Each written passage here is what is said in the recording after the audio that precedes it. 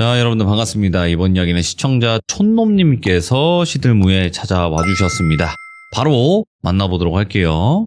네, 여보세요? 촌놈님, 네, 안녕하세요. 반갑습니다. 네, 반갑습니다. 네, 오늘 이렇게 시들무에 찾아와 주셨는데 오늘 해주실 이야기가 이런 사람들 진짜 조심해야 된다라는 걸 좀 많이 말씀을 해드리고 싶다고 얘기해 주셨어요. 네, 맞아요.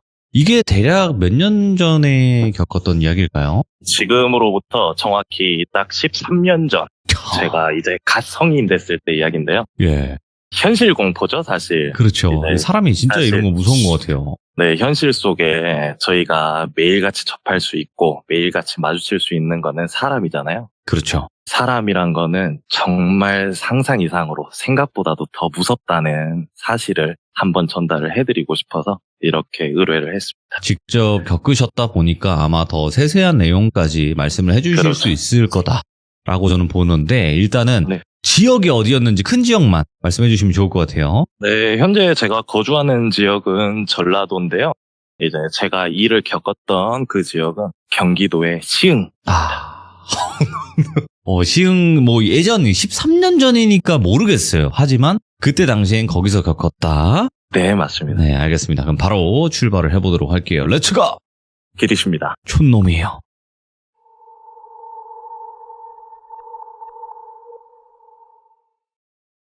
네, 우선은 이야기에 앞서 저는 굉장히 평소에도 촉이 좋은 사람이라고 생각을 하고요.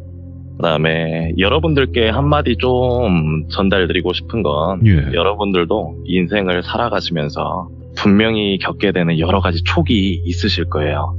살다 보면 촉이 꼭 올 건데 어떠한 상황이든 그리고 항상 의심하시고 항상 자신의 촉을 믿어보셨으면 좋겠다 말씀을 드리고 싶어요. 그 촉이 정말 내 목숨을 살릴 수도 있는 거거든요. 그래서 이 말씀을 먼저 전해드리고 이야기를 시작해보도록 하겠습니다. 제가 지금으로부터 딱 13년 전 갓 20살이 됐었을 때요. 그러니까 지금으로부터 2011년도 이야기인데 제가 이제 학창시절 고등학교도 그렇고 촌에서 자랐기 때문에 사실 그 당시에는 배운 것도 많이 없었고 그리고 대학에 진학해야 되는 꿈도 없었고 사실 저는 주변에서 말하길 태어난 김에 살아간다 하는 되게 좀 좋게 말하면 쿨하게 살아오는 그런 타입이라서 어린 마음에 우선 막연하게 20살을 맞이하게 됐죠. 예. 그런데 이제 20살이 갓 되어서 군대를 바로 가야 하는데 군대 가기 전에 무슨 일을 좀 해볼까 싶은 거예요. 돈은 필요하고 놀고도 싶고 예. 그래서 이제 주변 제 친구들이나 그 다음에 제 학창시절 선배들이 경기도 안산 혹은 시흥에 공단들이 굉장히 많으니 그쪽에 취직을 하면 돈도 그래도 공장 생산직 일들 하면 좀 몸은 힘들지만 그 당시에 용돈벌이 이상으로 돈을 많이 벌 수 있다라는 소개들을 많이 해주게 돼서 제가 20살이 되자마자 다른 거 다 제쳐두고 바로 경기도로 올라갔습니다. 그때 겪은 이야기입니다. 제가 한 회사의 공장 생산직으로 시흥으로 이제 취직이 되어서 그 회사에 입사를 했어요. 네. 그 회사에 입사를 하고 그 후에 잘 적응하고 잘 지내고 있었는데 지금은 어떤가 잘 모르겠어요, 사실. 근데 그 당시에는 원룸촌에 있는 원룸들을 어떤 회사에서 몇 채를 계약을 해서 기숙사식으로 제공을 하고 급여를 전달할 때 이 원룸 기숙사비를 공제를 한 후에 원룸에 거주할 수 있게 타지에서 온 친구들을 배려해주는 그런 시스템이었거든요. 그래서 제가 그 회사에서 구해준 원룸의 한 방을 이제 거주지로 얻게 되었고 그 동네에서 일어난 이야기인데요.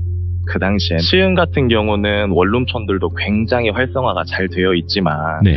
다국적 인구들이 굉장히 많이 거주를 하고 있었던 지역인데 오. 그 당시 원룸들은 참 특이했어요. 지금은 제가 거주하고 있는 지역에 보면 그런 원룸들은 없었는데 그 당시 제가 거주했던 원룸촌의 원룸 형태들은 옛날 한 20년, 30년 정도 된 아파트들처럼 꼭 원룸 건물 입구 상단에 출입구 위에 크게 동수가 항상 적혀 있었어요. 모든 원룸이. 그래서 페인트 글씨로 적혀 있는 그 원룸을 보고 주소를 찾아도 될 만큼 원룸촌이 항상 원룸 자체가 찾기가 굉장히 쉽게 혹은 이야. 누가 봐도 어디에 살구나를 알 수 있게 네. 구조가 그렇게 잡혀있는 원룸촌에 제가 살고 있었어요.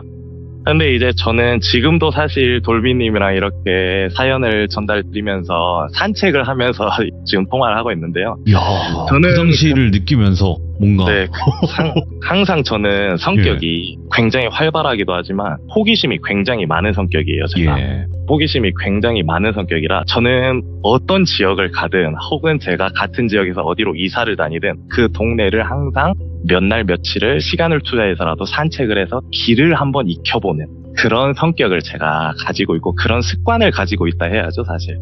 근데 또 제가 어릴 적부터 길눈도 좋고 그런 걸 알고 있어서 질이라도 빨리 익혀두면 나쁠 건 없으니 산책도 하고 집에 있기엔 따분하고 하니까 항상 저는 좀 산책을 많이 다닙니다.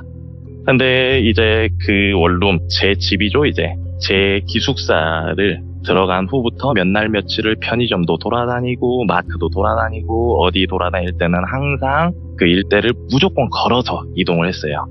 그래서 저는 사실 며칠 만에 그 원룸촌 일대에 뭐 주소까지는 정확히는 모르겠지만은 지리들은 확실하게 여기에 어떤 동들이 있고 여기엔 어떤 동들이 있고 어떤 구조의 원룸들이 있고를 이미 빠삭하게 숙지를 해놓은 상태입니다. 대단하시네. 그래서 예. 그렇게 숙지를 하고 이제 뭐 아무렇지도 않게 회사 생활을 이어가고 있었죠.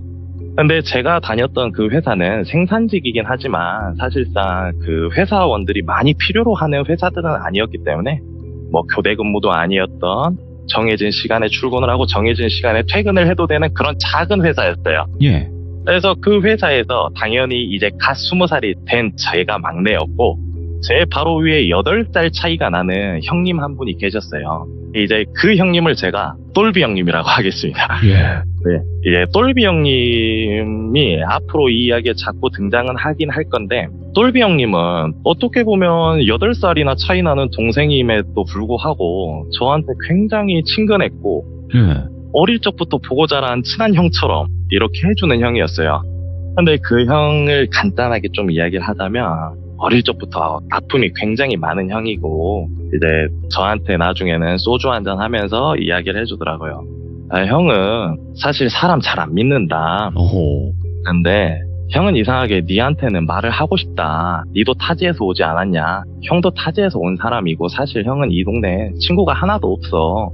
그래서 그런지 너가 자꾸 신경이 쓰여서 그러는데 야 항상 조심해라. 이 동네에서는 이런 말을 늘 저한테 자주 했던 형이에요.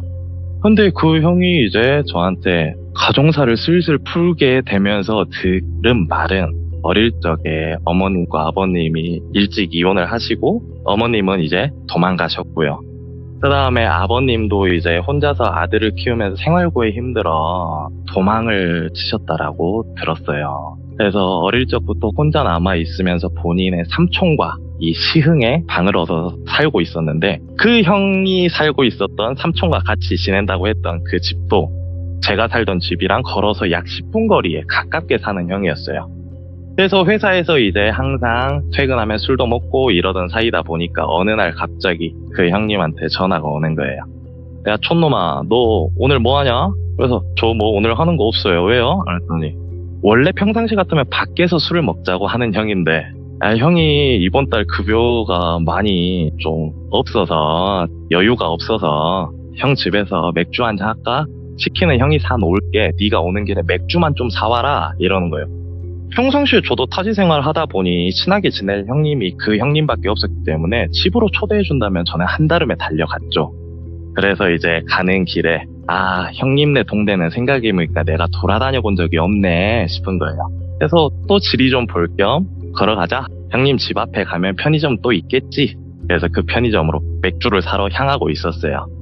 근데 시간이 이제 얼추 보니 시간이 벌써 많이 늦은 거예요. 그래서 밤 12시가 된 줄도 모르고 저는 동네를 조금 돌다가 여유 좀 부리다가 치킨 오는 시간까지도 좀 걸리겠거늘 하고 이제 편의점에 조금 여유를 부리다 도착했어요.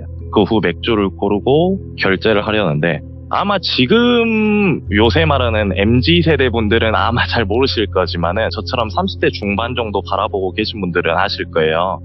그 당시는 은행 점검 시간이란 게 있었어요. 그래서 은행 점검 시간이 뭐 예를 들면 12시부터 12시 30분까지다 라고 하면 체크카드를 이용하는 사람들은 그 점검 시간 동안에 결제를 할 수가 없었어요. 그래서 저도 이제 20살이 갓 되었을 나이라 가지고 있는 카드는 체크카드 뿐이었죠. 네.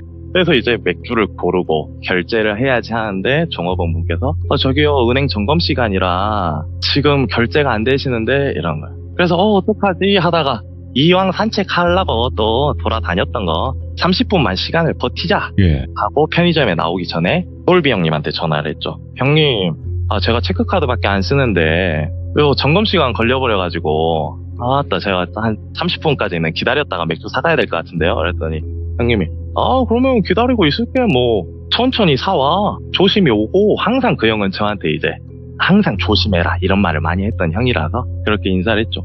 그러고 이제 저는 그러면 30분까지 조금 산책이나 하자 하고 이제 편의점을 나왔어요. 편의점을 나와서 제가 편의점을 등지고 바로 왼쪽 골목으로 올라가고 있는데 편의점을 나온 지 몇 초 되지도 않아서 앞에서 굉장히 키가 작고 왜소한 여성분 한 분이 제 쪽을 향해서 오고 계신 거예요. 근데 저도 그 골목길을 많이 가보진 않았지만 느낌이 가로등도 많이 안 켜져 있고 그리고 그 동네가 사실 이제 제가 본론을 이야기할 때 나오겠지만 조금 다국적 사람들이 모여 살다 보니까 사건 사고 굉장히 많거든요. 그래서 저는 남자고 겁도 많이 없는 스타일이고 하다 보니까 밤에 산책을 다녀도 여성분들이 혼자 다니는 경우를 많이 목격한 적이 없었단 말이에요. 네네. 근데 키가 굉장히 작고 그렇게 왜소하신 분이 또 위아래로 옷을 조금은 잘 차려입은 듯한 모습으로 제 쪽을 향해 걸어오시는 거예요. 그래서 참 낯설다 신기하다 약간 의아함도 있었는데 저를 스쳐 지나가면서 살짝 보잖아요. 사실 사람이니까. 예예. 근데 굉장히 이쁘게 생기신 거예요. 그래서 이 시간에 저렇게 위험하시게 왜 저럴까? 이 동네는 이 시간에 돌아다니면 좀 그럴 건데 라는 생각으로 그냥 지나쳤어요. 근데 제가 지나친 지 약 3초 정도 지났을까요? 뒤에서 저기요 부르는 거예요 저를. 그래서 네? 하고 뒤돌아봤더니 저기요 혹시 제가 언니 집을 가야 되는데 길을 몰라서요 혹시 한 번만 알려주실 수 있을까요 길을? 이러는 거예요. 그래서 제가 여기가 초행길이시겠구나 그래서 돌아다니겠구나 싶은 거예요. 그래서 네 근데 어디로 가시는데요? 이랬더니 제가 주소는 알고 있는데 여기 주소 혹시 아세요? 하면서 보여준 주소가 원룸촌에 있는 원룸 1100땡땡 동이었어요. 근데 1100땡땡 동은 아까 말씀드렸다시피 원룸촌에 주소들을 다 앞에다 기재해놓고 있다 했잖아요. 대부분 제가 다 외우고 있는 그 동이었는데 그 동이 제가 살던 원룸 바로 앞 라인인 거예요. 그래서 바로 알 수밖에 없더라고요. 그래서 네 여기 제가 아는데 그럼 길을 알려드릴까요? 했더니 네 이래서 저기로 이쪽 보이시면은 쭉 가시면 이쪽 길로 가시면은 마트가 하나 나올 거예요. 근데 약 한 5분에서 10분 사이 정도는 걸으셔야 될 거예요 라고 이야기를 했죠. 했더니 그 말을 듣자마자 갑자기 저한테 근데 제가 무서워서 그런데 집 앞까지 좀 데려다 주시면 안 돼요? 이런 거예요. 근데 뭐 이제 저는 굉장히 키도 작고 왜소한 여성분이시니까 겁이 날 건 없죠 사실. 그래서 저는 그래 시간도 30분 정도나 떴는데 어차피 산책하기로 마음 먹은 거 데려다 주고 오자 어차피 내 집 방향인데 해서 갑시다 했죠. 그래서 이제 같이 나란히 걸었어요. 근데 같이 가면서 이제 저희가 가야 되는 골목이 오른쪽으로 회전을 한번 해서 가야 되는 골목이었는데 사람이 많이 다니진 않아요. 근데 그쪽으로 들어서자마자 그 여성분께서 근데 저기 여기 분 아니시죠? 이렇게 묻는 거예요. 그래서 네 어디에서 오셨어요? 물어보길래 저 전라도 촌에서 왔어요. 그러니까 그러면 여기 혼자 살겠네 이러는 거예요. 그래서 저는 네 혼자 살고 있어요 이랬죠. 그랬더니 저에게 부모님이랑은 같이 안 사시죠? 물어보는 거예요. 근데 제가 드는 생각이 왜 지금 길을 가는 길에 뭐 서로에 대한 이야기가 궁금할 순 있지만 부모님과 약간 호구조사하듯이 그렇게 약간 취조를 하듯이 물어보는 게 조금 미심쩍긴 했지만 그래도 뭐 지금 보고 안 볼 사람이라 생각이 드니까 그냥 속 시원하게 말해도 되겠다. 네, 뭐 부모님은 아직 전라도에 계시고 저만 혼자 일하려고 올라왔어요. 이랬더니 부모님이랑 연락은 자주 하세요? 물어보는 거예요. 그래서 아버님이랑은 잘 안 하지만 어머님이랑은 연락을 뭐 밥 먹었냐 하면서 자주 통화도 하고 그렇게 하고 있어요 라고 했어요. 그랬더니 그분이 아 그래요? 효자다 이러면서 저를 굉장히 좀 치켜 세워주는 거예요. 어허. 사람이 말을 했을 때 들어주는 리액션이나 이 뉘앙스가 너무 편하다 보니까 저도 이제 마음이 조금씩 편해지더라고요. 그래서 되게 친절하게 제 이야기를 들어주길래 저도 아 그렇다 이런 오고 가는 이야기들 했죠. 그런 후에 이제 저한테 갑자기 혹시 술이랑 담배는 조금 하세요? 물어보길래 아 네 술 담배 조금 해요. 이랬더니 의외다. 키도 크고 몸도 좋고 하시길래 저는 술 담배는 전혀 안 하실 줄 알았는데 좀 아쉽다는 식으로 이야기를 하더라고요. 그래서 아 저도 이제 배운 지 얼마 안 됐어요. 네. 그랬더니 언제부터 술 담배 했어요? 물어보는 거예요.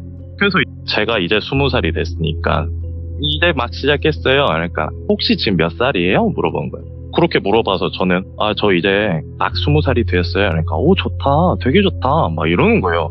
그러면서 갑자기 화색이 막 돋는 오. 그런 느낌이 딱 드는 거예요. 예. 그래서 그 화색이 딱 돋는 표정을 봤는데 저도 그때까지 공포감은 없었으니까 그냥 어린 사람이 취향인가?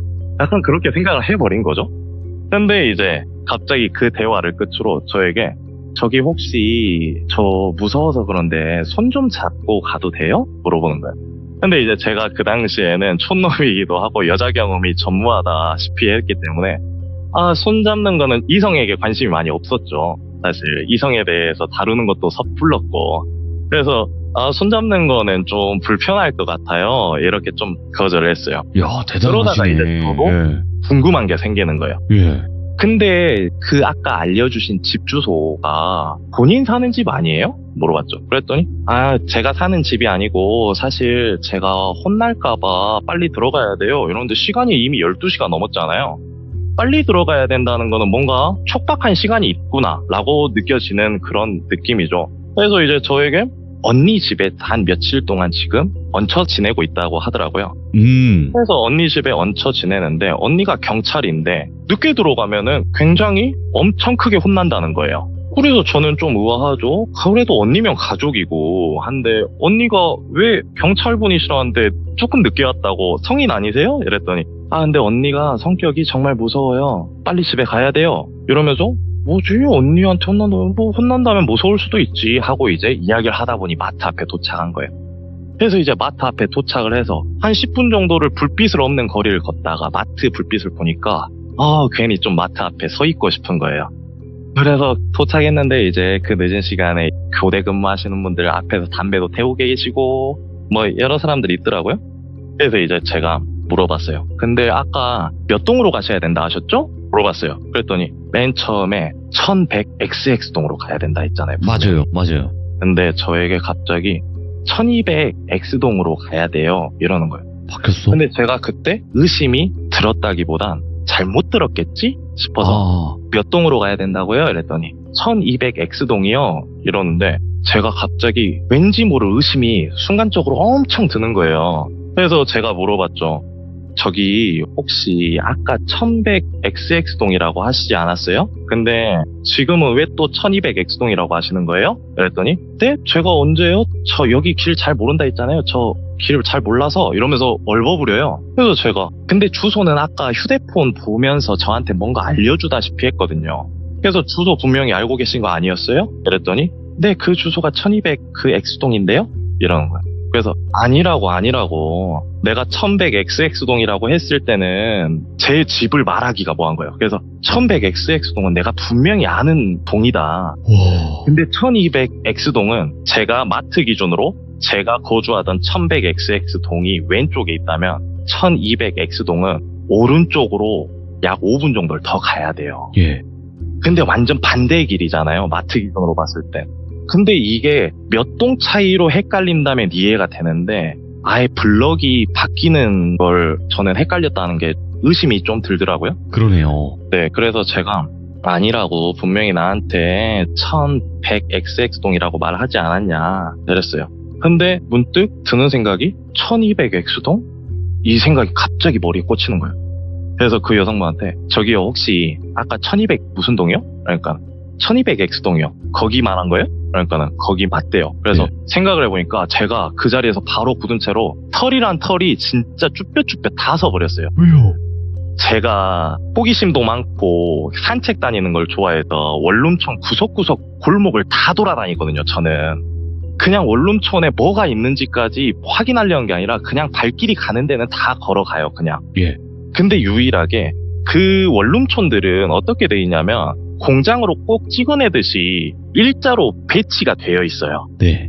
뭐 예를 들면은 1100동이다. 그러면 바로 앞에 1110동 뭐 이런 식으로 뭐 이렇게 다 일자로 쭈루룩 나열이 돼 있어요. 근데 이제 제가 1100동 라인을 다 본 후에는 1200 땡땡동 라인도 몇 번 봤죠. 근데 유일하게 딱 골목이 벽돌로 엄청 높게 쌓여놓은 것처럼 막다른 길이 있는 골목이 있어요. 그 동이 딱 이 여자가 말한 동인 거예요. 그래서 제가 낮에 산책을 다니면서 왜 여기만 막다른 길이지? 아, 나 또 돌아가야 되네. 귀찮네. 번거롭네. 이렇게 투덜댔던 경험도 있어서 우와. 그 동이 딱 생각이 나는 거예요. 근데 그 여자한테 저기 막다른 길이다 말하기가 뭐한 거예요. 혹시나 어떻게 될까봐 제가 그 순간. 그리고 몸도 얼어버렸고 입도 얼어버렸고 그래서 제가 저기는 절대 가면 안 되겠다 이런 생각을 하고 있었는데 저기 그러면은 저쪽으로 가셔서 저기 몇 번째 건물 보이시죠? 저기로 좌회전하시면 그 동이거든요. 거기로 가시고 혹시나 거기 가기가 무서우시면 언니한테 전화를 한번 해보시는 게 어때요? 그래도 가족인데 전화했다고 혼내진 않을 것 같은데 이랬더니 안 돼요. 저 지금 전화해서 언니 깨우면 저 언니한테 맞아주고요 하면서 말이 엄청 빨라진 거예요. 저 언니한테 진짜 맞아주고요. 저 지금 오늘 안에 안 들어가면 저 맞아주고요. 계속 이래요. 뭐야? 그래서 저는 이 사람 뭐야? 뭔가 있다. 근데 또 저는 몸이 얼어버려서 뭔가 행동을 취할 수가 없는 거예요. 그래서 이제 제가 우선은 나는 이 사람을 도울 때가 아니다. 예. 지금 나부터 이 공간을 벗어나서 이 생각을 지우자. 이 여자랑 같이 있으면 안 되겠다 싶어서 별의 별말을 다 했어요. 바로 코앞인데도 혹시 택시를 불러드릴까요? 아니면 저기 조금만 더 가시면 택시 승강장이 있는데 택시 승강장 타서 이 주소 대고 거기다 내려달라고 해보신 거 어때요? 별의별 말을 다 했어요. 걸어도 기본 요금도 안 나올 그 거리를요. 그랬더니 그 여자가 뭔가 망했다 이런 느낌의 표정이 딱 들더라고요. 그러더니 저를 꽉 껴안아요. 저를 꽉 껴안는데 제가 뭐지? 꽉 껴안고 갑자기 제 가슴팍에 얼굴 파묻은 채로 저를 빤히 올려다봐요. 예. 그러고 옆을 한번 쓱 보는데 아까 제가 앞에 교대 근무하면서 담배 피시는 분들 이렇게 말씀드렸잖아요. 약 성인 남자가 3명 정도 서 있었어요. 예? 저는 저 사람들 한 팬가 싶었는데 관심도 없더라고요. 그래서 와 이거 여기까지는 아니구나. 그래 마트 앞인데 누가 미쳤다고 내가 괜히 오버하구나 싶은 거예요. 그래서 그 여자가 이제 고개를 파묻은 상태로 옆을 한번 보더니 고개를 들어서 제 얼굴 빤히 보면서 나 좀 데려다 주면 안 돼요? 계속 이래요. 그래서 제가 지금 사실 약속이 있었는데 저 약속 시간 늦을 것 같아요. 저 지금 가봐야 돼요. 저 빨리 가야 돼요. 이렇게 이야기를 계속하면서 둘러댔죠. 그랬더니 저 진짜 언니한테 맞아주고요. 제발 좀 데려다 주세요. 이런 거예요. 근데 제가 평상시 같으면 데려다 줄 법한데 데려다 주고 싶은 마음이 전혀 안 드는 거예요. 그래서 제가 가는 모습 지켜볼 테니까 저 약속을 잡아놓은 상태라 빨리 가야 된다. 빨리 가셨으면 좋겠다고 이랬더니 갑자기 저한테 본인 주머니에서 뭔가를 꺼내서 제 주머니에 쑥 넣는 거예요. 뭐야? 근데 봤더니 현금 10,000원짜리를 주는 거예요. 그게 무슨 뜻이었는지는 아직도 모르겠는데 예. 저한테 하는 말이 여기까지 데려다줘서 고마워요. 퉁명스럽게 말투가 바뀌는 거예요.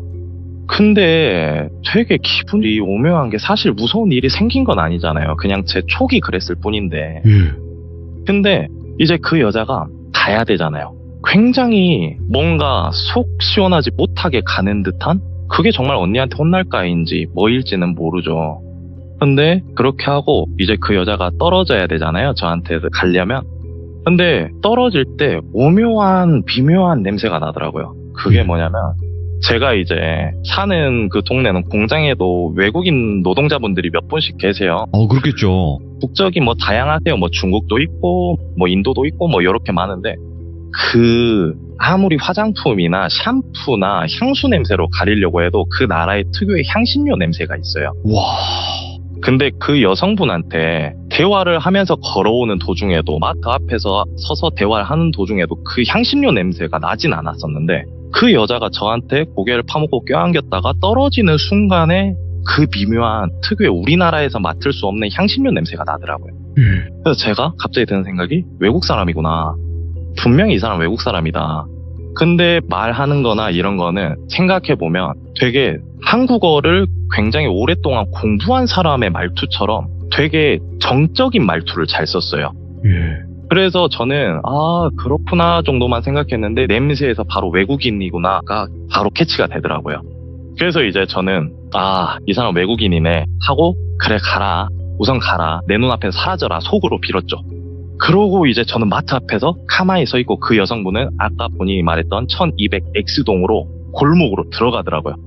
그 모습을 보자마자 저는 바로 안도의 한숨과 함께 담배 한 대 펴야겠다. 그 자리에서 담배에 딱 불을 붙였어요. 담배 불을 붙이고 약 2모금 정도 빨았나? 갑자기 그 골목에서 환한 라이트가 하나가 딱 켜지는 거예요. 이거는 집에서 방에서 켜는 라이트가 아니에요. 차가 비추는 골목 한 길을 쫙 비추는 라이트가 한 줄기가 딱 보여요. 그러더니 브레이크를 밟은 상태에서 악셀을 밟았는지 뭔지 모르겠지만 헛바퀴 도는 그 악셀 소리가 엄청 들리는 거예요. 붕붕붕붕붕 이렇게 하고 뭐야 오토바이를 저렇게 타는 사람은 아닐 것 같고 라이트가 그 정도 라이트가 아니었어요. 굉장히 센 라이트였거든요. 그래서 뭐지? 하고 있는 순간 갑자기 그 소리가 들리던 곳에서 차가 한 대가 빵 하고 나와요. 그러더니 마트에 제가 서 있었거든요. 마트 앞으로 전속력으로 밟고 오는 거예요. 저는 그 순간에 아무 생각도 안 들었어요.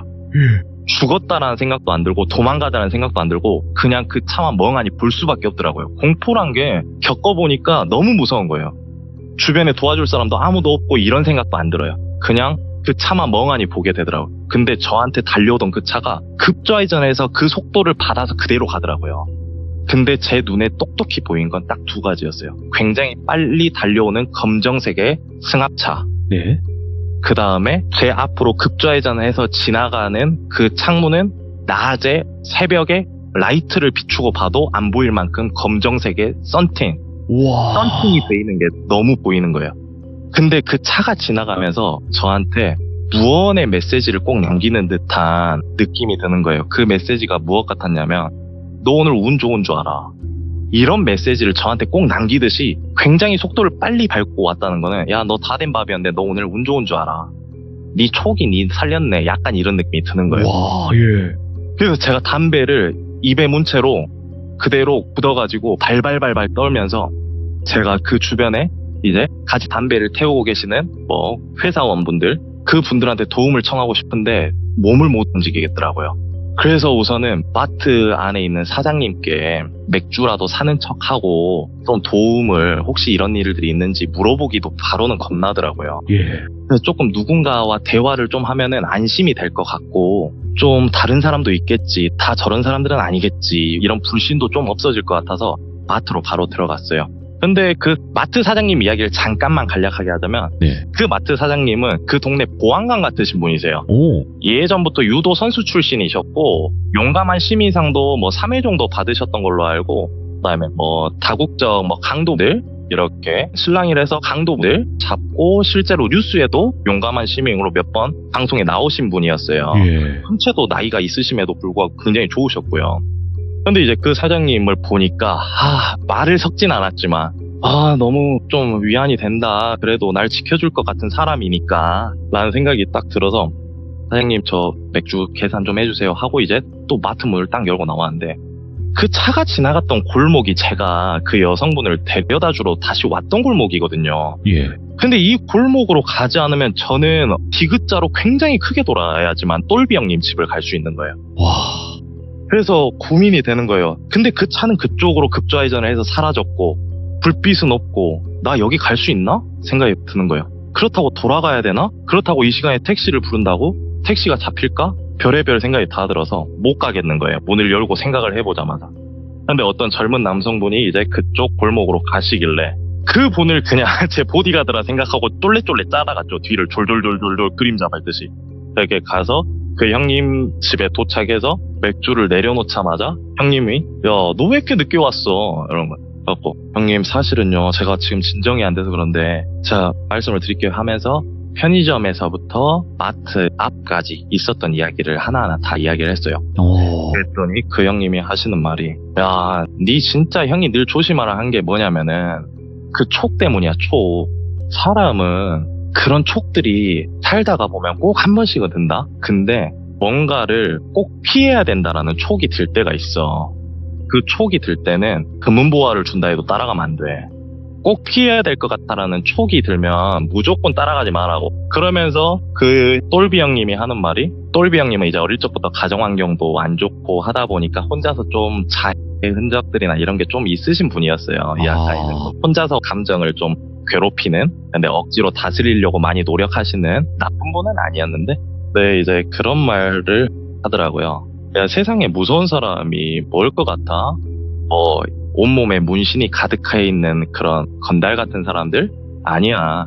아니면 형처럼 몸에 이렇게 자국이 많은 사람들?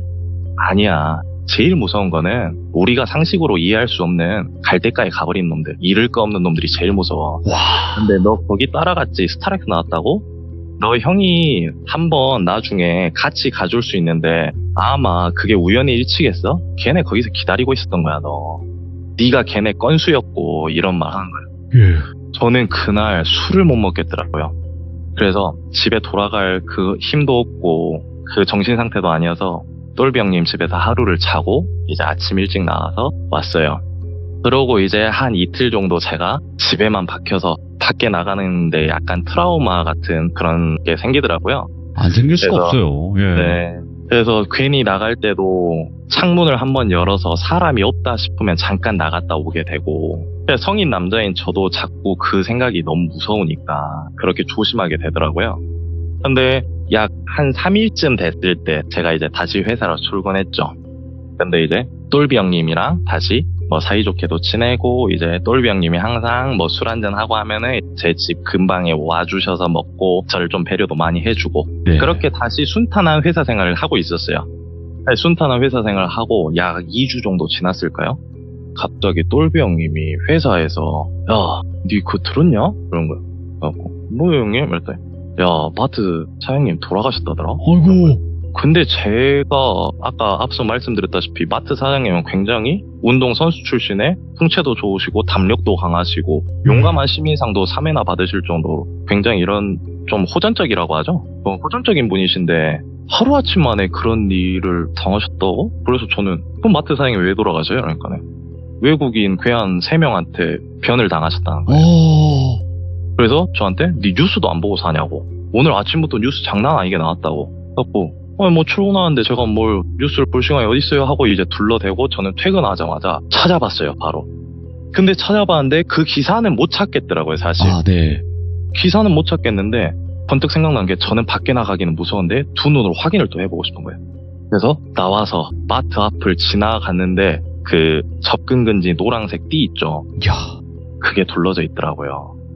근데 제가 그런 경험을 겪으면서 그 사람들이 저를 정말 아까 말했던 뭐 건수로 잡고 이렇게 하려는 건지 모르겠지만, 그 당시 경기도 외국인들 많이 사는 동네는 인신매매 사건이 굉장히 일일비해서 진짜 많았어요. 예. 정말 많았고, 제가 뭐 시흥에 잠깐 일하기 전에 약 2달 정도 안산에서 있었지만, 안산에서 제가 살았던 빌라 바로 옆동에서는 좀 과한 표현인데 네. 아, 그 사람을 해하는 사건까지. 네.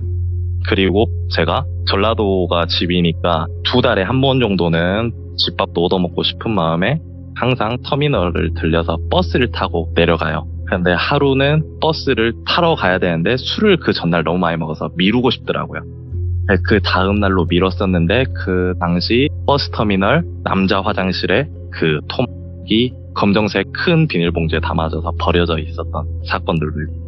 근데 저는 사실 그 지역을 뭐 시 정도는 말할 수 있죠. 네. 안산시랑 시흥시 이 두 곳에서 약 반년을 조금 넘게 지내면서 그런 사람의 목숨에 대한 게 너무 많이 스쳐 지나가는 거예요, 저한테. 네네. 그래서 저는 이제 그 동네를 빠르게 청산을 하고 내려왔죠. 근데 저한테는 들으셨을 때는 섬뜩하지 않으셨을 수 있는데, 사실 그 정말 키가 작고 이 왜소한 여성분이 접근하면 건장한 성인 남성이라면 경계심이 많이 풀릴 수밖에 없어요. 그럼요. 예. 그리고 사실 뭐 흑심을 품는 분들도 있겠지만 그러니까 사실 그 방법을 썼겠죠. 그렇죠. 그 양반들도. 약간 우리는 미인계라고 하죠. 그렇죠. 접근할 때 같은 남자가 접근하면 조금 부담스럽고 무서울 수 있지만 좀 나보다 체구가 많이 작고 내가 봐도 가녀린 여성분이 접근하면 혼날 것 같다 이런 말들로 집에 데려다 달라 하면 괜한 선행이라도 해보고 싶은 마음이 들 수 있어요. 근데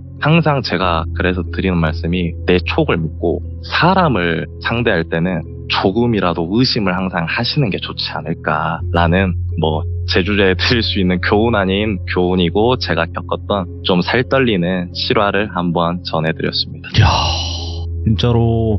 그러니까 좋으신 분이에요. 그러니까 그 아까 마지막에 나온 그 사장님도 그런 좋은 분이 정말 어떻게 보면 예. 젊은 친구들이랑도 두루두루 잘 지내는 그런 분이셨는데 네네. 참 그런 사건이란 거는 어떻게든 생길 수 있구나. 사람이 무서운 거구나. 진짜 무섭죠. 그리고 또 네. 다시 한번 안타깝게 생을 네. 마감하신 그분의 또 삼가 고인의 명복을 빌고 네. 그리고 이런 경우에는 내가 직접 데려다 준다 뭐 이런 개념보다도 그냥 경찰서에 신고를 해주면 알아서 또 경찰분들이 잘 또 안내까지 해주시잖아요. 사실 그렇죠. 근데 이제 참. 그 당시에 시흥에 거주했을 때는 사실상 이제 경찰분들도 밤중에나 이럴 때는 조금 좀 꺼려하시는 그런 동네였기 때문에 그 정도였구나.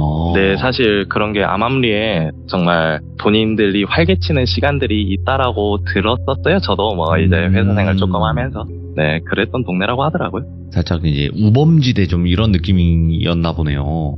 네, 지금은 근데 뭐 듣기로는 많이 발전했고 굉장히 좀 많이 청결해졌다라고는 전해 들었거든요. 근데 진짜 촌놈님 말씀 듣고 더 섬뜩한 게 뭐냐면 이게 우리나라 사람이 우리나라 사람을 뭐 납치를 하건 유괴를 하건 뭐 이런 거는 그래도 이제 뭐 주민등록이 되어 있다 보니까 잡을 수 있거나 좀 이런 개념이라는 게 있는데 아예 뭐 불법 체류자나 이런 사람들이라면 잡을 수가 없어요. 해외로 떠버리면. 맞다. 제가 이제 처음 제보를 하다 보니까 한 가지 빠뜨렸던 말씀이 있는데 네. 제가 그 촉이 들었고 그 외국인 냄새 맡았을 때 네. 신분증을 한 번만 보여줄 수 있냐 물어봤어요. 근데 제가 이 이야기를 깜빡했는데 처음으로 이제 바로바로 이야기를 하다 보니까 또 누락된 이야기인데 촌놈님께서 네, 저한테 안겨 있었잖아요, 여성분이. 맞네. 예. 그래서 이제 그분이 저한테 고개를 파묻고 고개를 들어서 저를 보는데 그때 저한테서 떨어져 나간 거죠, 이제. 네. 떨어져 나가면서 그 미묘한 냄새가 맡아졌을 때 제가 외국인이라고 확신을 들었다고 말씀드렸잖아요. 그렇죠. 그래서 제가 신분증을 한번 보여달라고 했어요. 그러니까 뭐래요? 그랬더니 신분증을 절대 안 보여주는 거예요. 뭐라고 하면서요? 그러면서 이제 가야겠대요. 그때부터 이제 가려고 하는 거예요. 그러면서 저한테 이제 현금 10,000원을 이렇게 쥐어주는 거죠. 근데 이제 그것도 제가 이거는 말씀 못 드렸던 건데 생각해보면 그 사람들이 뭐 여성분이 이렇게 집 데려다 달라 하고 뭐 스킨십 아닌 스킨십도 하고 막 안겨 있으려고 하고 이러면서 공포감이 느껴진다고 의심이 든다고 신분증 보여달라 한 사람은 아마 제가 처음이지 않았을까 하는 생각이 들더라고요. 그래서 그 여성분은 아마 이 사람 나보다 조금 더 또라이거나 아니면 경찰이구나 둘 중 하나로 생각을 해서 본인도 찝찝하니까 예. 그냥 그걸 다 저를 포기하고 그 골목으로 사라진 게 아닌지라는 생각이 드네요. 그래서 이제 돈 10,000원 준 게 그냥 뭔가 뇌물 겸 이런 느낌으로 약간 그런 뭐 사실 길 데려다 주는 건 누구나 할 수 있지만 누가 길 좀 알려줬다고 10,000원 주는 경우는 없어요. 그렇죠. 살아보면 아니, 정겨운 사람들도 10,000원 주지 않아요. 길 알려줬다고. 맞아요. 제가 봤을 때는 조용히 해주세요. 뭐 없었던 일로 합시다. 이런 암묵적인 메시지가 아니었나. 그래서 그 10,000원으로 맥주 산 거예요. 야, 아무튼 진짜 너무 상상이 잘 가서 완전 진짜 100% 실합니다. 이거 너무 무서웠고 그리고 촌놈님께서 말씀을 정말 잘하시는 편이거든요. 아닙니다. 그러니까 그냥 뭐 잘하시는 분들도 많이 계시지만 정말 잘하시는 편에 속하세요. 감사합니다. 그렇다 보니까 저희가 진짜 그 여성과 같이 산책을 하면서 그 옆에 한 명 더 있었던 게 이제 저희거든요. 제 이제 3인칭으로 이렇게 같이 봤던 그게 이제 저인데 너무너무 무서웠고 그리고 다시는 이런 일이 없어야 되는데 요즘엔 더 발전을 해서도 다른 쪽으로 뭔가 하지 않을까라는 생각도 하고 그래서 더 조심해야 되는 시절이 아닌가 생각을 합니다. 맞습니다. 네, 그리고 또 다른 이야기가 있으시면 언제든지 와주실 거라고 약속해 주실 거라 믿어 의심치 않습니다. 손놈님. 네, 알겠습니다. 네, 너무 감사드립니다. 고맙습니다. 네, 감사합니다. 네. 여러분들, 여기서 자칫 잘못했다가 진짜 이 미인계에 넘어가게 됐었을 때는 어떻게 됐었을까요? 그냥 단순 우리가 생각하는 이런 문제였을까요? 아니면 어딘가로 팔려가서 강제 노동을 했을까? 그거는 아무도 몰라요, 여러분들. 하지만 좀 느낌이 있긴 하죠. 그 질문들이나 이런 거 봤을 때. 그래서 혹시라도 여러분들께서는 그 사람이 만약에 성공했으면 어떤 일로 또 이런 일들이 이어졌을까라는 걸 댓글로 꼭 남겨주시길 바라고요. 항상 조심하시길 바라겠습니다. 감사합니다.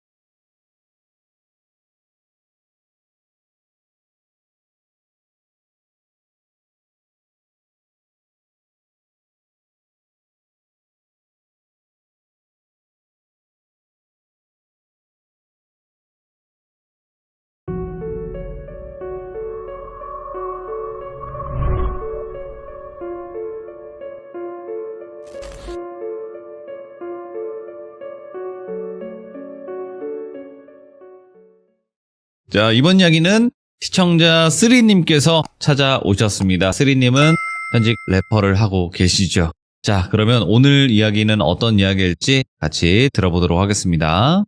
안녕하세요, 돌비님. 어이구, 이게 누굽니까, 쓰리님? 오랜만에 찾아뵙습니다.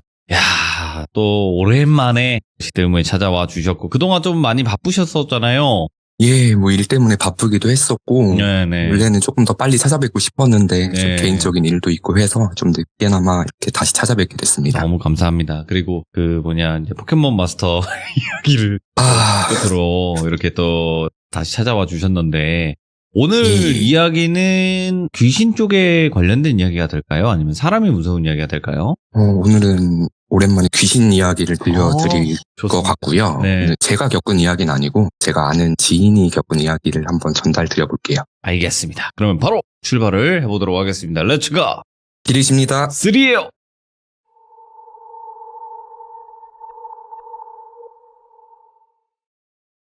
이 사연의 주인공을 비니라고 지칭할게요. 한여름에도 반팔에 비니 모자를 쓰고 다니는 되게 멋쟁이 친구인데, 한 여름에 이게 중요한 예, 거죠. 한여름에 이제 네. 반팔에 비니 모자를 늘 쓰고 다녀요. 이 비니를 처음 알게 됐던 거는 2020년도였어요. 당시에는 제가 잠깐 동안 이제 랩 레슨이라는 걸 진행하던 시기였어요. 가수들이 보컬 트레이닝 수업을 지도하는 것처럼 래퍼들도 랩 레슨을 진행하는 게 많이 보편화되어 있어요. 그럼요. 중요하죠. 예, 그래서 이 시기에 저는 당시에 19살이었던 비니랑 사제지간으로 처음 인연을 맺게 됐어요. 그래서 보통 랩 레슨이라고 하면 귀족분들께서는 래퍼를 직업으로 삼으려는 지망생들이 대부분일 거다 생각이 드실 텐데, 네. 이때 다양한 분들이 저한테 레슨을 받으셨거든요. 예? 물론 저는 지금은 일절 레슨을 하고 있진 않고요. 당시 제가 코칭했던 레슨생들을 합치면 한 30명 정도 될 텐데, 그중엔 취미로만 즐기는 직장인도 계셨고, 학교 수업 준비 때문에 찾아오신 중학교 선생님도 계셨고, 예. 입시반 학생들도 당연히 많았고, 또 예전에 인기였던 그 슬기로운 의사분들 나오는 드라마 있었잖아요. 네. 거기 남자 주인공 아들로 출연했던 아역 배우도 이제 레슨을 제가 했었고, 예. 뭐 프로듀스랑 고등 래퍼 같은 오디션 프로에 나와서 데뷔한 친구도 있고, 오. 현재 에스파나 유명 아이돌 안무가로 활동 중인 친구도 있었어요. 예. 또 그 수험생이었는데 그 경찰서장 아드님이 래퍼가 되고 싶다고 저한테 찾아와서 괜히 잘못한 것도 없는데 긴장하면서 레슨을 했던 적도 있었고, 서장 아드님이시니까. 예, 경찰서장 아드님이셔가지고 이렇게 많은 분들을 짧은 시간 동안 만나게 되니까 지금은 이름이나 얼굴도 사실 기억에 남지 않은 분들이 대다수죠. 그 많은 분들 중에 이제 가장 기억에 남았던 친구가 바로 주인공인 비니였어요. 비니, 예. 왜냐면 음악이라는 건 물론 노력도 중요하지만 노력으로는 따라잡을 수 없는 재능의 영역이 분명 존재하거든요. 무조건이죠. 네. 돌비님께서도 댄스에 천부적인 재능을 갖고 계신 것처럼 저는 이거는 타고난 거죠. 예. 예, 그렇죠. 타고난 비니도 랩에 있어서는 정말 타고난 동물적인 감각을 갖고 있었어요. 예. 그리고 첫 만남 때가 선명히 기억이 나는데 그때 비니 모자를 쓰고 이제 회색 후드티를 얼굴에 뒤집어 쓰고 왔는데도 얼굴에서 정말 빛이 뿜어져 나왔어요. 키도 한 180에 모델 같은 체형에다가 얼굴이 진짜 아이돌같이 생겼어요. 화장은커녕 로션도 안 바르고 왔는데 피부도 애가 너무 좋고 묘한 퇴폐미 같은 게 느껴지더라고요. 예. 그래서 제가 속으로 얘는 진짜 랩만 잘하면 래퍼로 무조건 성공하겠다. 꼭 래퍼가 아니더라도 아이돌을 해도 괜찮을 것 같은데 그 생각을 했던 기억이 있어요. 그래서 보통 첫 수업 때는 커리큘럼을 정해야 되니까 이 학생이랑 1시간 정도 이야기를 깊게 나눠요. 또 비니랑 첫 수업 때 이야기를 나눠보니까 네. 자기는 미국에서 9년 정도 학창시절을 보내다가 이제 19살 겨울에 얼마 전에 한국으로 다시 들어왔다는 거예요. 그래서 미국에 있었으면 흑인 친구들이랑 랩도 많이 해봤겠다. 한국에는 대학 진학 때문에 들어온 거냐? 물어보니까 저 힙합을 가장 좋아하고 친구들이랑 장난 삼아서 프리스타일 랩을 해본 거 말고는 제대로 랩을 해봤거나 가사를 써본 적은 아직 없다. 대학은 갈 생각은 없고 랩을 배워서 한국에서 래퍼가 되고 싶어서 찾아왔다 하더라고요. 그래서 일단 현재 상태를 먼저 진단해봐야 되니까 준비해온 랩이 있으면 편하게 한번 들려줘봐라 했더니 준비해온 비트를 틀고 자신있게 랩을 들려주더라고요. 이때 저는 저에 대한 확신과 흥분감에 가득 찼었죠. 그러니까 다듬어지지 않은 원석을 발견해버린 거예요.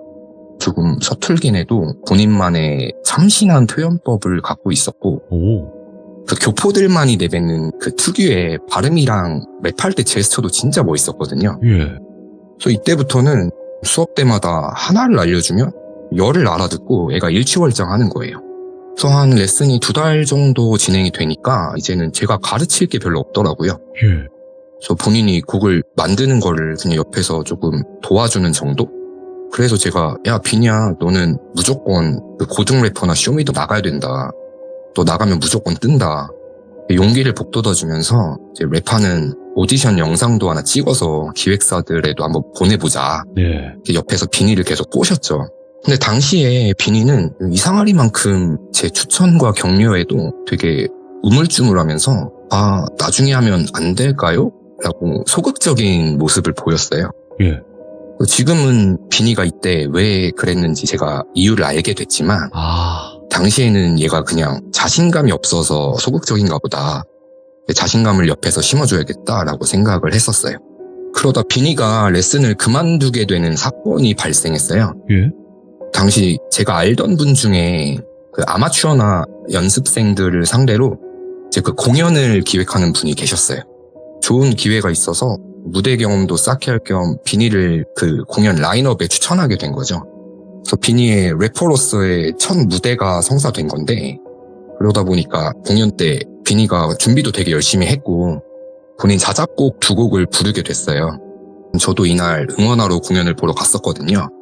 신촌 쪽에 있는 지하 공연장이었는데 비니가 긴장을 하긴 했어도 첫 곡은 문제없이 잘 부르더니 2번째 곡을 부르던 와중에 갑자기 헉 하더니 가슴을 부여잡고 무대에서 주저앉아버린 거예요. 난리가 났죠. 그래서 공연을 중단하고 제가 정신 좀 차리고 진정된 다음에 병원으로 이송해갔고 나중에 들어보니까 과호흡이 발생해서 호흡곤란이 왔었다고 하더라고요.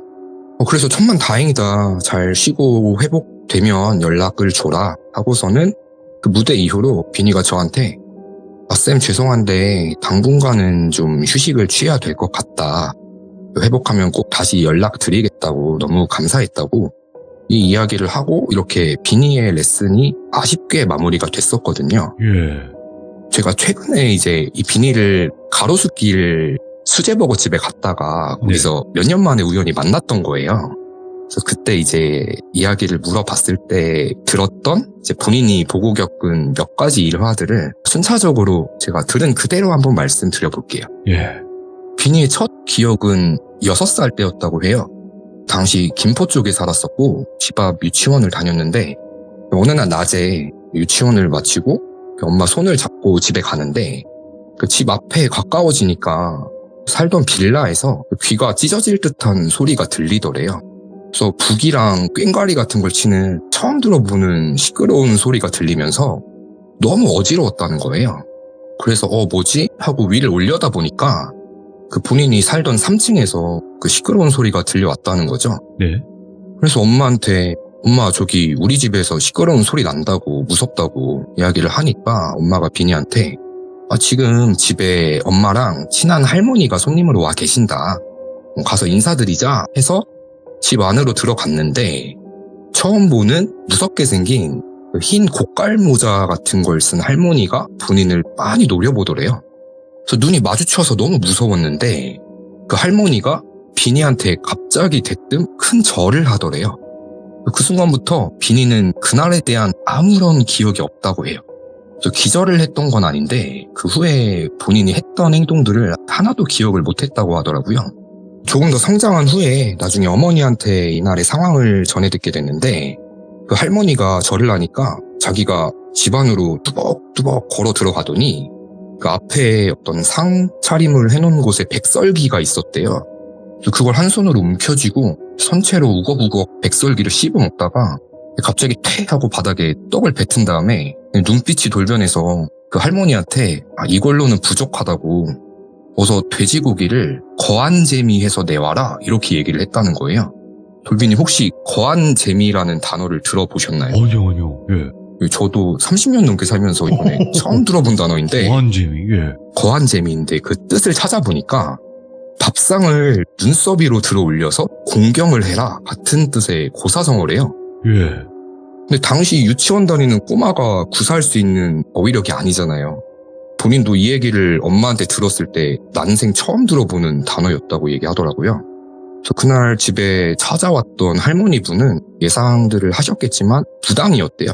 그 무당이 간단한 눌림굿을 하러 왔던 건데 비니를 보고 부모님한테 했던 말이 애한테 잡기가 붙은 게 아니라 뒤에 장군님 두 분이 서 계신다고. 그래서 보자마자 자기가 큰 절을 올렸다는 거예요. 그러면서 아이가 크면서 임시방편으로 기운을 누를 수는 있겠지만 아마 성인이 되면 신을 모셔야 될 팔자로 보인다. 보통 신이 아니라 한 분은 그 땅문서를 쥐고 계시고 또 한 분은 칼자루를 차고 계신 장군님이다 라고 얘기했다는 거예요. 당시에 어렸던 비니는 본인이 이상한 걸 전혀 못 느꼈는데 이제 부모님들이 봤을 땐 비니가 4살 무렵부터 이상 증세를 보이기 시작했었대요. 집에서 혼자 놀 때도 옆에 누가 있는 것처럼 끊임없이 대화를 하거나 새벽에 창밖을 보면서 혼자 중얼중얼거려가지고 뭐하냐 물어보니까 여기 옛날에 살았던 아줌마가 와서 동화책을 읽어줬다 뭐 이런 말을 했고 가끔씩 애기들이 사용하지 않을 법한 단어들로 말을 하다 보니까 걱정이 많이 됐는데 한 번은 엄마를 따라서 동네 과일 가게에 갔었대요. 그 가게 아줌마가 그 비니가 되게 예뻐 보였나 봐요. 그래서 꼬마야 너 되게 예쁘다. 엄마 말 잘 듣고 노래 한 곡 불러주면 아줌마가 바나나 하나 주겠다고 얘기를 했는데 갑자기 비니가 또 눈빛이 돌변하더니 그 아줌마한테 아줌마 지금 웃으면 안 된다고. 뒤에 회색 교복 입은 누나가 계속 울면서 서 있다고. 뜬금없이 이렇게 이야기를 했다는 거예요. 예. 그랬더니 그 과일 가게 아주머니가 주저앉아서 오열을 하시더래요. 알고 보니까 가게가 한 달 정도 문을 닫았다가 최근에 다시 영업을 시작해서 과일을 사러 갔던 건데 한 달 전쯤에 그 가게 둘째 딸이 중학생이었는데 밤에 귀갓길에 뺑소니 사고로 세상을 떠났다는 거예요. 근데 비니 엄마랑 비니는 이때 전혀 이 사실을 알지 못했었는데 그러다 보니까 부모님이 이젠 보통 일이 아니다. 애한테 뭔가가 있구나. 가만 놔두면 큰일이 나겠다 싶어가지고 몇 가지 비방들을 먼저 했었대요. 그래서 부적을 태운 물을 마시게 해보기도 했고 절 같은 것도 자주 데려가고 했대요. 그래도 점점 자라면서 증세가 심해지니까 걱정이 많이 됐었는데 그 앞에 말씀드렸던 붓판까지 버리게 된 사건이 또 발생을 하게 된 거예요.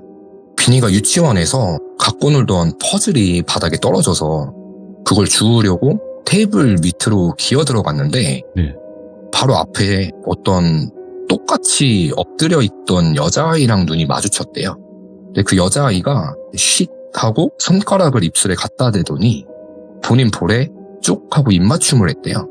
그래서 이날 이후로 어떻게 보면 순수한 마음의 첫사랑이 시작된 거죠. 네. 그래서 매일 유치원에 가면 다른 친구들이랑은 말도 잘 안 하고 이 여자애랑만 친하게 지냈었대요. 그래서 여자 이름이 예슬이었는데 엄마한테도 집에 가면 오늘 예슬이랑 뭘 했고 예슬이가 사탕을 줘서 먹었고 뭐 그림 그리기도 같이 했다 이런 이야기를 했었는데 어느 날 유치원 끝마치고 집에 오니까 엄마가 너 이제 예슬인지 뭔지 걔랑 놀지 말라고 막 호통을 쳤다는 거예요. 그래서 어린 마음이 너무 서러워서 그날 하루 종일 울다가 다음날 유치원에 갔는데 예슬이가 멀쩡히 있더래요. 그래서 걔한테 야 우리 엄마가 너랑 놀지 말라고 한다. 나 엄마 말 잘 들어야 돼서 오늘은 다른 친구랑 놀게. 미안해 이렇게 이야기를 하니까 이 예슬이란 애가 너 되게 웃긴다. 내가 너 진짜 마음에 들어서 정말 재밌는데 같이 데려가 주려고 했는데 너 맘대로 해라. 어차피 너네 할아버지한테 혼나서 너랑 같이 가지도 못한다. 이런 얘기를 하더니 막 울더래요. 그리고 그 후로는 예슬이가 유치원에서 안 보였다는 거예요. 물론 너무 어릴 때니까 유치원 때면 같은 반에 누가 있는지도 다 기억을 못할 때잖아요. 조금 소름이었던 게 그 유치원 선생님께서 비니 부모님께 CCTV를 보여주시면서 상담 요청을 하셨는데 들어보니까 비니가 옆에 아무도 없는데 하루 종일 유치원에서 옆에 허공을 보면서 누구랑 막 신나게 놀거나 대화하는 듯한 모습이 찍혀 있었던 거죠. 근데 일주일 넘게 이게 반복되다 보니까 선생님은 걱정이 되셨던 게 혹시나 애가 주의력 결핍이나 이런 정신과적인 문제가 있을 수 있으니까 빨리 상담을 받아보셔라 이렇게 이야기를 했던 건데 안 그래도 이상 증세가 계속 있으니까 4살 때부터 매년 검사를 받았었대요. 근데 아무런 이상이 없고 너무나 지극히 정상이었다는 거죠. 비니가 당시에 같이 놀았던 예슬이는 당연히도 같은 반 친구가 아니라 실제로 존재하지 않는 누군가였던 거예요.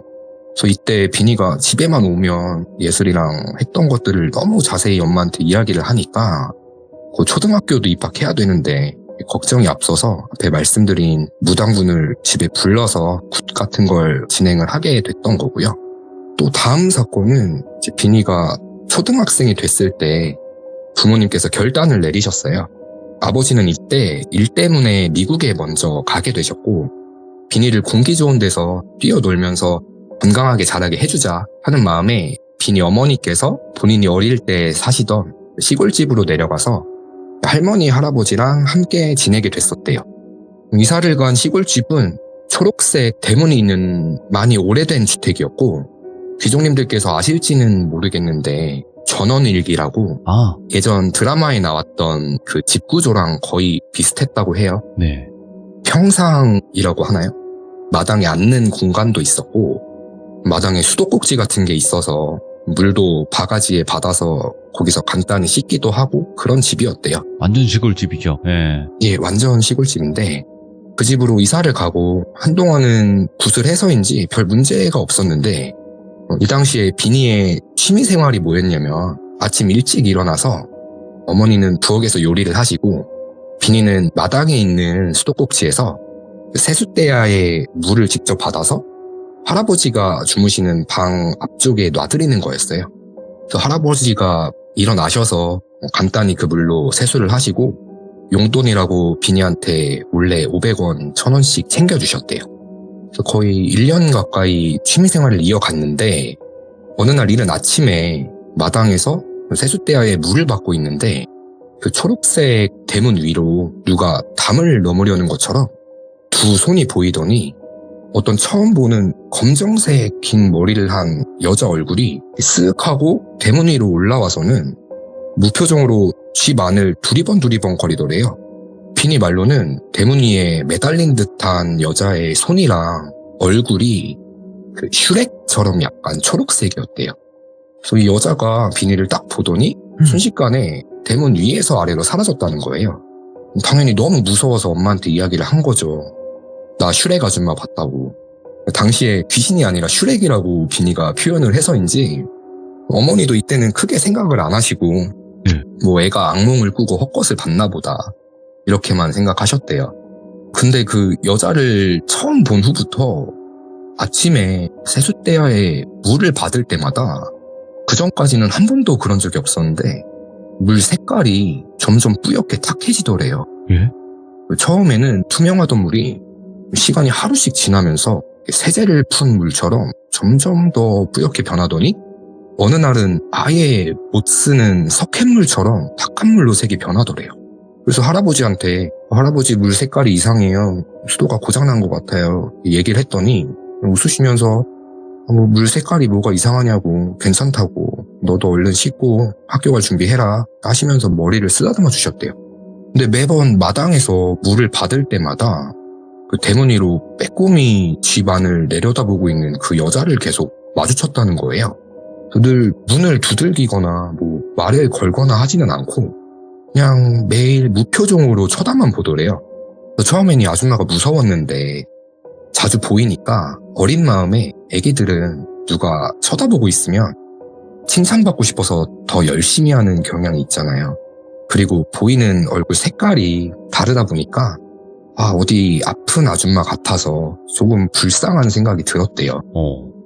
매일 점점 더 물이 뿌옇게 변해가던 와중에 어느 날은 아침에 세숫대야를 바닥에 두고 수도꼭지를 돌렸는데 비니 말로는 먹물 있죠. 이제는 탁한 정도가 아니라 새까만 먹물이 콸콸콸 하고 쏟아져 나왔다는 거예요. 너무 놀라고 무서워서 내가 초등학생이니까 울음이 터진 거예요. 그래서 마당에서 엉엉 울면서 또 그 대문 위에 얼굴만 내민 아줌마가 보이니까 그 아줌마를 쳐다보면서 소리내서 울었는데 그 아줌마는 여전히 가만히 무표정으로 쳐다만 보고 있었대요. 근데 비니가 막 우니까 가족들이 다 놀라서 마당으로 나온 거죠.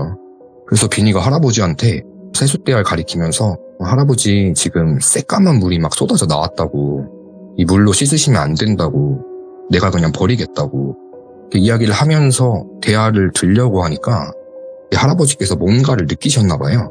그래서 아니라고 너 만지지 말라고 몸에 물 안 튀게 조심하라고 하시더래요. 그래서 비니 어머니도 보시더니 이게 무슨 먹물이냐고 이상 없는 투명한 물이고 대문 밖에 아무도 없다고 걱정 말라고 비니를 다독여서 진정시켜 주셨고 할아버지께서 고맙다 비니야 웃으시면서 그 물을 받은 세숫대야로 평소처럼 씻으셨대요. 그러고는 다음날 밤에 건강하시던 할아버지께서 주무시다가 돌아가셨어요. 그래서 할아버지가 돌아가시고 난 후로는 그 대문 위로 얼굴만 보이던 아줌마가 찾아오는 일이 없었다고 해요. 그래서 비니가 크고 나서 이때를 회상해보니까 무서웠던 게 우선 물 색깔이 탁해지다가 검정색으로 보였던 건 아마도 그 죽음이 가까워진 걸 본인이 봤던 게 아닌가. 그래서 할아버지께서도 이제 그걸 느끼시고 비니한테 나쁜 기운이 붙지 않도록 본인이 그냥 그 물로 씻으셨던 것 같다고. 그리고 그 대문 위에 얼굴만 내민 여자는 생각해보면 이상한 게 키가 농구선수처럼 큰 게 아닌 이상은 대문 위로 사람 얼굴이 보일 수가 없었다는 거예요. 후에 다른 일 때문에 어머니 따라서 당치배를 갔다가 이야기를 했더니 그 무당분이 하시는 말이 저승사자였는지 아니면 근처에 떠돌던 영가가 죽음의 기운이 느껴져서 집을 기웃거린 건지는 알 순 없지만 확실한 거는 그 장군님이 안에 계셔서 집 안까지는 못 들어오고 밖에 서서 구경만 한 거라고 이런 이야기를 들었대요. 되게 웃긴 게 이때 이 무당분도 비니를 딱 처음 보자마자 하신 말이 장군님 오셨다고 이런 말을 또 했다는 거예요. 그리고 그 대문 위에 여자가 피부가 약간 초록색에 가깝게 보였다고 했잖아요. 슈렉처럼 완전 녹색은 아니고 약간 황달기가 있는 초록색으로 보였던 게 확실히 기억이 나는데 비니가 성장하면서 알게 된 게 본인이 색약이래요. 그러니까 어릴 때는 이걸 몰랐던 거죠. 그러니까 정록색약이랬나? 자기가 빨간색을 잘 인식을 못한대요. 대문이 하필 초록색이었다 보니까 그 여자도 비슷한 색으로 보였던 건데 돌이켜보면 아마도 그 얼굴이랑 손이랑 전부 빨간 피칠갑을 하고 있던 여자를 본인이 봤던 게 아닐까라고 저한테 이야기해 주더라고요. 그래서 초록색으로 봤구나. 예, 그랬던 것 같아요. 오.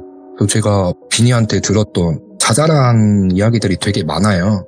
그 중에 몇 가지만 추려서 귀족분들께 말씀을 드리고 있거든요. 하나 더 말씀드려 보자면 비니가 너무 어릴 때부터 이 신기가 잘 눌러지지 않다 보니까 좋은 기회에 아버지를 따라서 가족 모두가 미국으로 건너가게 됐던 거예요. 유학을 가서부터는 중학교 때까진 별 일이 없었대요. 그러다 고등학생이 되면서부터 어떤 증상이 발현된 거예요. 당시 친하게 어울리던 무리 중에 한국인 친구들이 많았대요.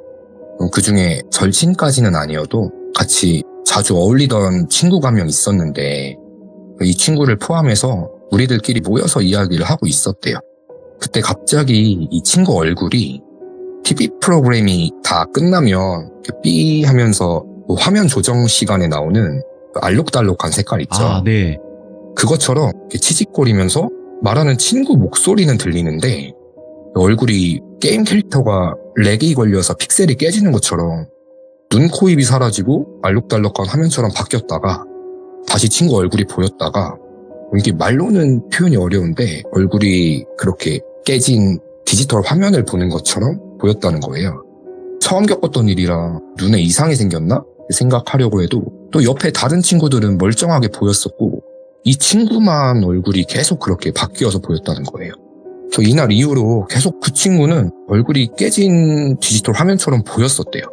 근데 이때는 비니도 이제 고등학생이면 자아가 형성됐을 시기니까 또 어릴 때처럼 이상한 것들이 다시 보이려나 옛날 기억들 때문에 고민이 좀 많아졌었대요. 근데 이 증상이 발현되고 나서는 길을 걷다 마주치는 모르는 사람들 중에서도 자주는 아니지만 종종 얼굴이 치직이면서 깨진 화면처럼 보이게 되는 사람들을 많이 목격을 하게 됐대요.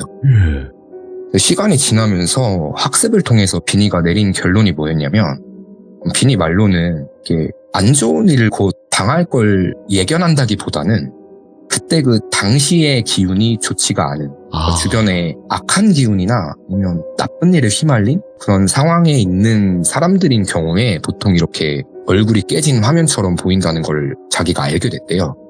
맨 처음 그 얼굴이 깨져 보였던 한국인 친구의 경우에는 다른 친구들이랑 당시에 차량 절도를 하다가 한두 번 한 게 아니라 좀 여러 번 했대요. 그러다 결국엔 잡혀서 소년원에 수감됐다고 하더라고요.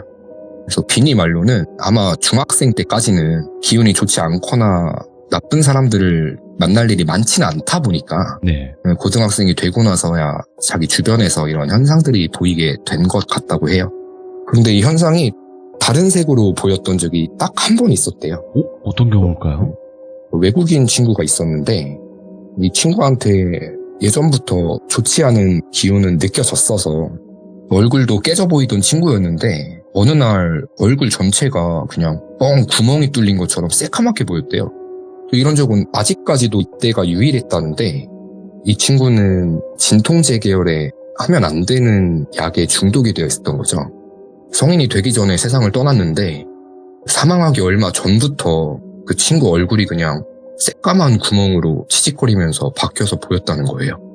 비니 말로는 당시 얘는 진짜 영혼이라는 게 느껴지지 않았고 보이는 그대로 블랙홀 같은 구멍이 얼굴에 뚫려 있었대요.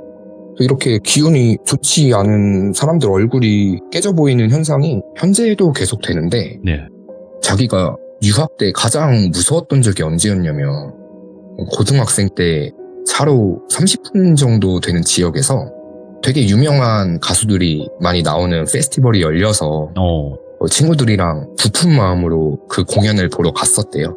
그래서 야외에 무대가 설치돼서 진행되는 엄청 큰 규모의 공연이었고 해가 밝을 때였는데 몇천 명이 따닥따닥 붙어서 모여 있었겠죠. 맨 앞에 무대 위에 가수도 보이고 자기 앞쪽에 수많은 사람들의 뒷모습도 보였을 거 아니에요. 사람들이 전부 푸처핸즈업을 하거나 폰을 들어서 촬영을 하고 있었겠죠. 근데 정말 거짓 하나 없이 그 앞에 보이는 수많은 뒤통수들 중에 군데군데에서 열에 둘셋 정도씩 앞모습이 아니라 색깔은 안 보였는데 뒤통수가 TV 화면이 지지기는 것처럼 동시에 관중석 군데군데에서 100명 넘는 사람들의 뒤통수가 화면이 깨지는 것처럼 보였다는 거예요. 그래서 자기가 이때 마치 그 전쟁터에 서 있는 쫄병이고 꼼짝 못하는 상태에서 하늘에서 화살이 막 비처럼 쏟아지는 것 같은 그런 공포감을 느꼈었다고 했어요. 또 그날 유달리 기운이 좋지 않은 사람들이 관중에 많이 섞여 있던 건지 이유는 모르겠는데 눈에 보이는 귀신을 본 경험보다 이때의 경험이 살면서 가장 무서웠다고 해요.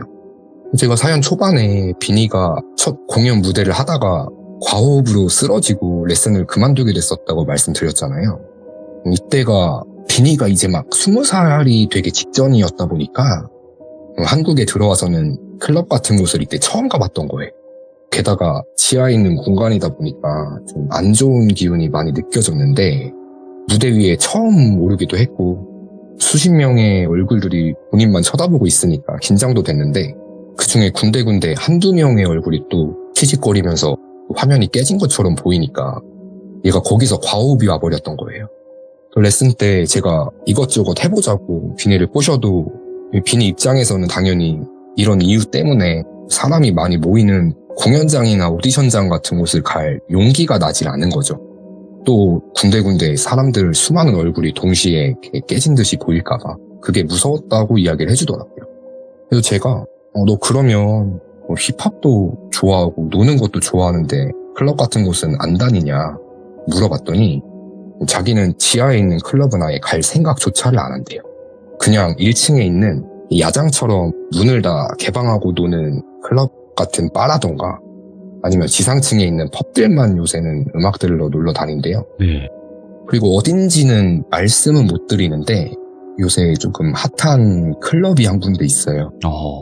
근데 비니 말로는 거기는 1층 입구에서부터 난생 처음 느껴보는 심상치 않은 안 좋은 기운이 느껴진다고 했거든요. 거기가 한 블락에 여러 클럽들이 모여있는 곳인데 네. 유독 그 한 곳에서만 그런 기운을 느꼈대요. 예. 그래서 거기는 입구에 서 있는 가드들부터 얼굴이 그냥 전부 다 깨져 보인대요. 그래서 저도 자주 놀러 가던 곳인데 그래서 이제 거긴 안 가려고요. 아니 어딘지 얘기를 해줘요 이럴 거 아니에요 사람들은. 근데 얘기하면 그또 거기서 연락이 올 거 아니겠습니까? 그죠? 예. 그냥 안 가면 되죠 클럽을. 무서우면 안 가면 되고 아니 나는 노는 게 맞습니다. 좋다 하면 가면 되는 거고. 지당하신 말씀입니다. 예. 그래서 비니는 진짜 제가 소속사 사장이면 예. 키워보고 싶을 정도로 랩을 정말 현역들보다 더 맛깔나게 잘하는 친구인데 갖고 태어난 신기를 누르면서 계속 살아야 되는 상황이라 몇 년 전에 레슨 받는 학생일 때는 이런 얘기를 선생님이 저한테 할 일이 없었잖아요. 예. 그래서 몰랐던 건데 최근에 제 형 동생으로 다시 연락을 이어가다 보니까 비니가 제가 공포라디오 참여하는 걸 알게 되다 보니 예. 본인의 사연을 들려줬어서 들었던 내용 그대로를 제가 귀족님들께 한번 대신 들려드려 봤습니다.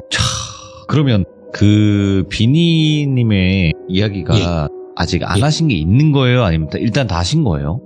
되게 짧은 몇 가지 에피소드들은 몇 개가 더 있는데 그거 다 설명해 주시면 되겠네요 그러면은. 한번 잘 살려보도록 하겠습니다. 아니면 뭐 아직 이야기 안 하셨던 부분도 있을 수 있으니까 뭐 이야기 하시기 편하다고 하시면 이야기 들어보시고 판단해서 이야기도 전달해 주시면 좋지 않을까 이런 생각이 듭니다. 네. 그리고 비니가 되게 신기했던 게 본인 집안에는 무속인이 한 분도 안 계셨대요. 이것도 신기했고 또 너무 신기했던 게 2달 전에 저희 할머니께서 돌아가셔서 장례를 치렀었거든요. 예. 그리고 나서 비니를 오랜만에 만나게 됐던 건데 얘가 먼저 이야기도 안 했는데 쌤 혹시 최근에 상복 입으셨냐고 이렇게 물어봐서 진짜 너무 놀랐었어요. 굉장히 진짜 세네요 그 기운이. 예. 성장하면서 그러니까요. 기운이 더 발현이 된 것 같아서 자기는 절대 신 안 받을 거고 올해 이제 군대 갈 예정이거든요. 다녀와서 음악 다시 열심히 할 거라고 이렇게 저한테 이야기를 해줬습니다. 어떤 선택을 하든 간에 무조건 응원합니다. 비니님의 저도 옆에서 그 길을.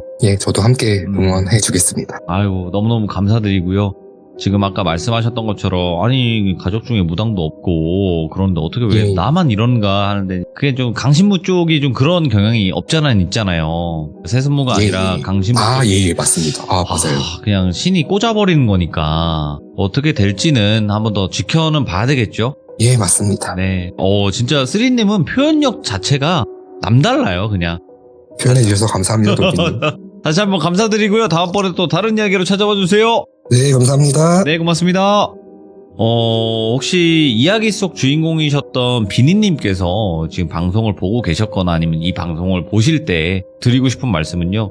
저는 그렇게 생각해요. 이게 감히 이 길이 어떻고 저 길이 어떻고 말씀은 드리기가 힘들지만 그냥 어떤 길을 선택하시던 간에 항상 응원하고 좋은 일만 가득하시길 바라는 마음입니다. 그리고 쓰리님도 아마 이제 사제지간으로 이렇게 알고 계시고 지금 형동생 사이로 지내고 계신다면 아시겠지만 정말 좋으신 분이거든요. 쓰리님도. 그래서 그것 또한 하나의 또 서로의 복이지 않을까 이런 생각을 합니다. 그래서 항상 행복하셨으면 좋겠다라는 말씀 전달해드리면서 마무리하도록 하겠습니다. 감사합니다.